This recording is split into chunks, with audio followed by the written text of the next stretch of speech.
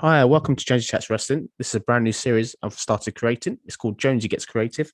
Obviously, with the deforming of the Hurt Business this past week on Monday Night Raw, WWE are short of stables. I've come up with an idea involving the main event of WrestleMania 37, where I'd like to see a new stable debut. This could create some real good, interesting content, and this is how I'd kind of book it and how we'll get to it. So, obviously, at Royal Rumble, we knew Edge won the Royal Rumble. There would be vignettes sort of during the Royal Rumble. There'll be one vignette where nobody comes out. You just see something on the screen, a bit mysterious, some hooded kind of figures, a bit like Retribution. Nobody comes out. And then week by week, you are slowly seeing bit more sort of mysteries stuff to it. What then obviously happens, it gets to sort of a fever point, elimination chamber. You end up sort of somebody getting tapped backstage. Say, for example, backstage, Daniel Bryan gets attacked before the match, the elimination chamber match. He goes in. He obviously still does win it because he's an underdog.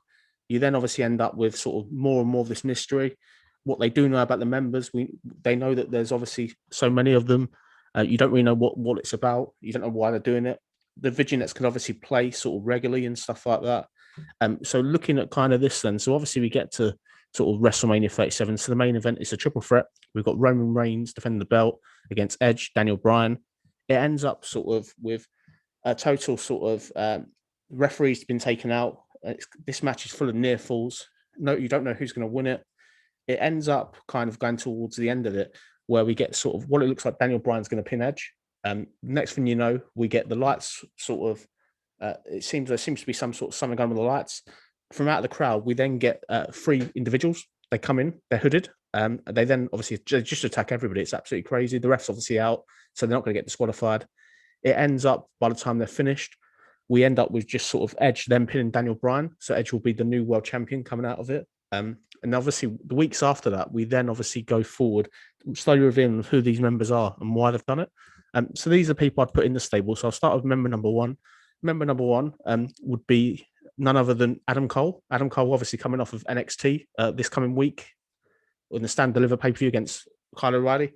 He's done all he can in NXT. I don't think he can do anything more. I think this coming up to the main roster, what a way to debut with the world champion or well potentially universal champion in Edge. I think it'll be a great fit. They've got both similar type of characters. It gives Adam Cole something to do. You can then have an Adam Cole versus Jey Uso feud down the line if you want to. So that would be one of the members. Would be Adam Cole.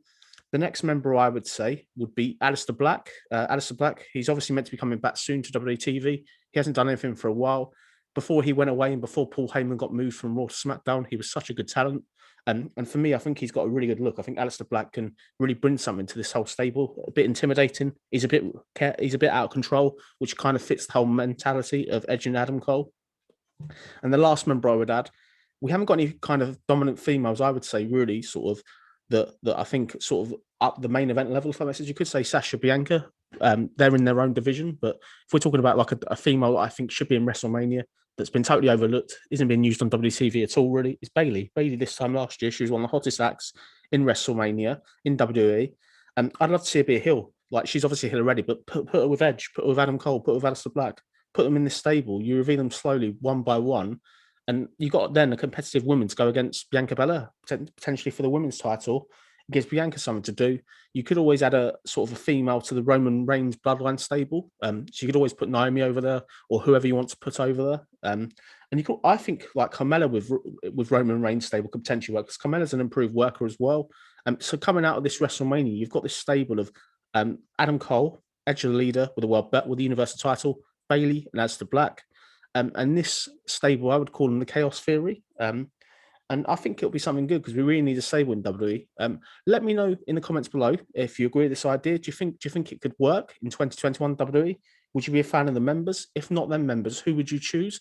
Just the last thing I'll kind of say about it as well. If you remember going back to Survivor Series 2012 when we got the Shield debuting, attacking Ryback, it was such an impactful debut. We really need something like that. I know Retribution's left kind of a bad taste in people's mouths, like with the way they debuted, but this type of mask angle with slow reveals can really work if the members are decent and the plan's plotted long term. But this has been Jonesy Gets Creative. Thank you for checking out the video. Please give me a thumbs up and please subscribe if you haven't. And thank you for watching.